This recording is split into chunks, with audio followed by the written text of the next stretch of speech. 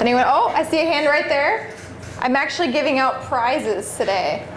So my prizes are these handy Great River Energy USB portable phone charger batteries. So you can keep it in your purse or pocket and charge your phone. And then you can recharge it later with this cable. All right, so guy in the green shirt, you raise your hand first. What is a substation?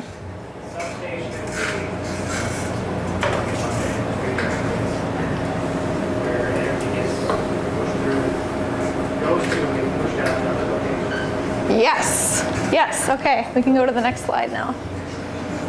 Oh, I need to give you your prize.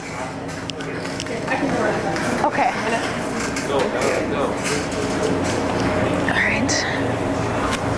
So I got my bachelor's degree from in electrical engineering from the University of Minnesota, and I have a minor in management. I'm actually currently working on my master's degree in electrical engineering. The great thing about the U is that they have this program called the 5-year master's degree for electrical engineering, where you can, in your 4 years of being an undergrad, you can earn up to 16 credits of your master's degree.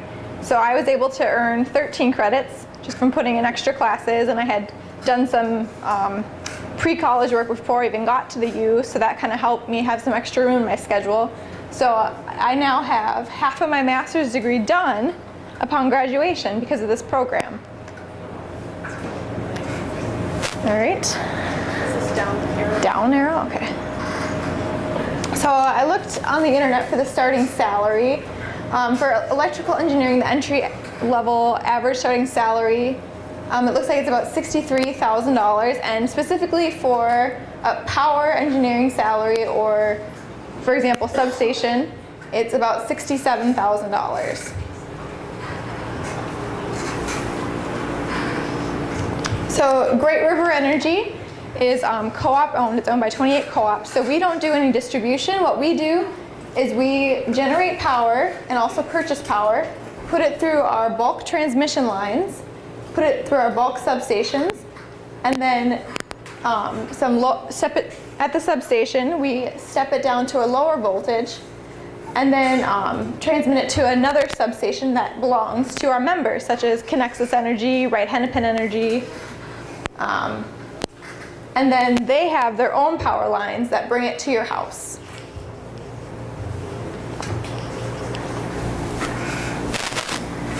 So this is a picture of a bulk transmission line.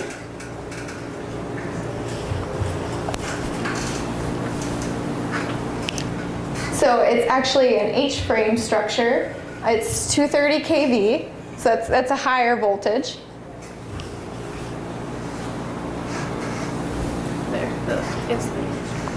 You can actually tell the voltage by counting the amount of insulators. I don't remember, I'm not a transmission line designer, so I don't know the exact number, but basically the more insulators on the line, the higher voltage it is.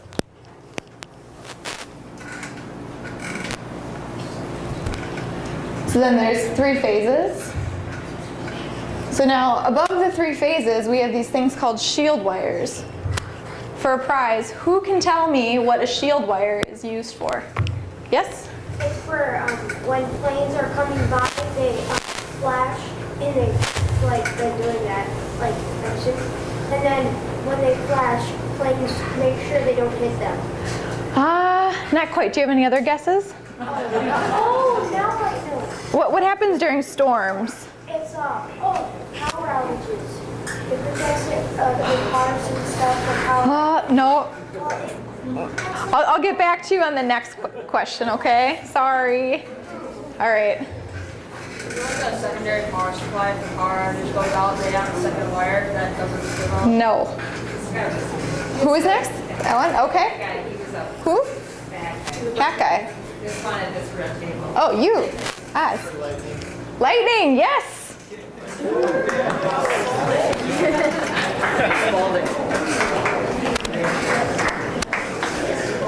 So yeah, that protects our lines against lightning, because hopefully the lightning will hit the shield wires instead of the conductors we are using to distribute the power. right. So now this is a bigger power line, 345 kV, and it's also double circuit. There's two of them. So it's two lines on one structure.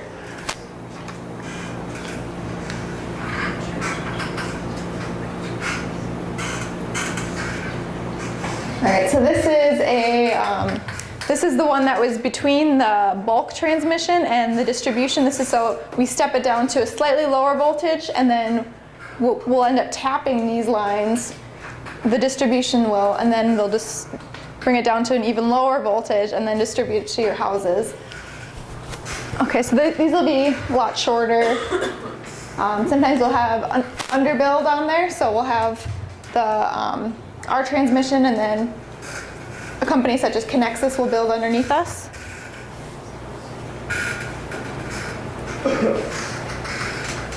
All right, so here is a transmission substation. Can anyone tell me why we would put a fence around a substation? All right, I think in the Batman shirt, I think your hand was up just before everyone else's.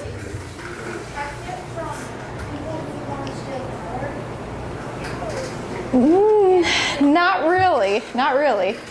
Could be though. People do steal from substations, but not typically power. That's not what they're.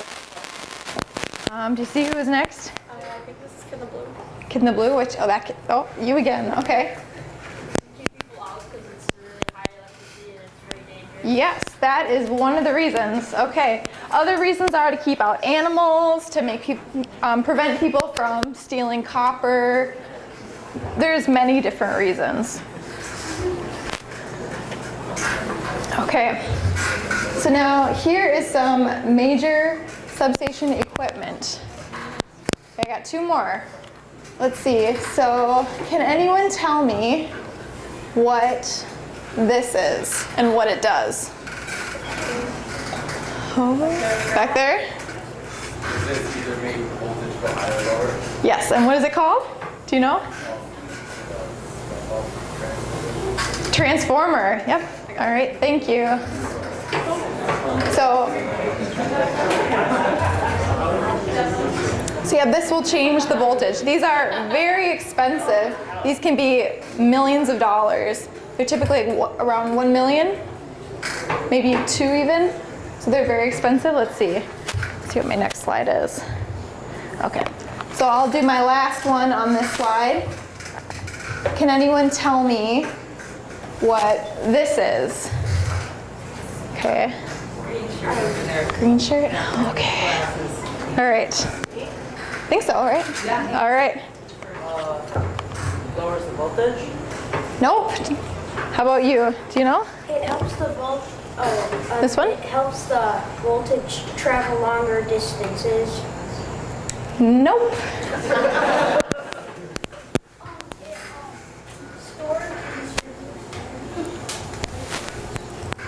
Nope. All right, any other guesses? All right, so if you notice, there are 6 connections. So there'll be A, B, and C here, and A, B, and C here. And what this does is this will open.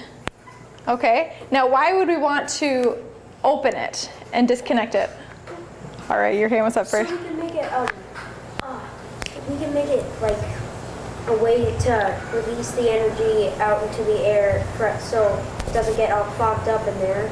So it reduces the amount of pressure. Oh, you're close, kind of. All right, who do you think was next?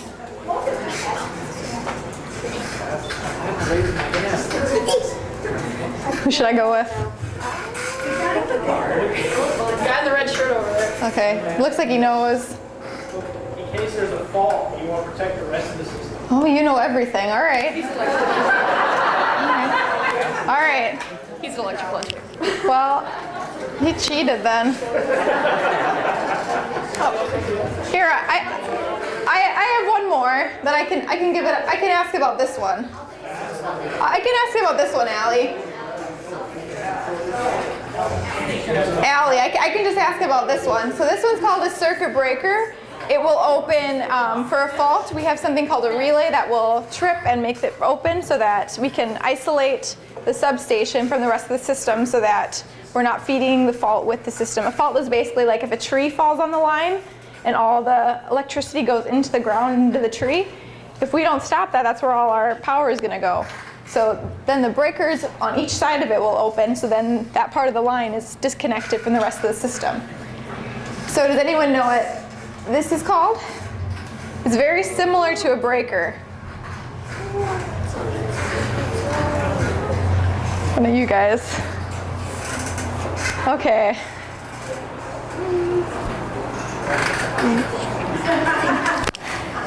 Sure, guy in red back there.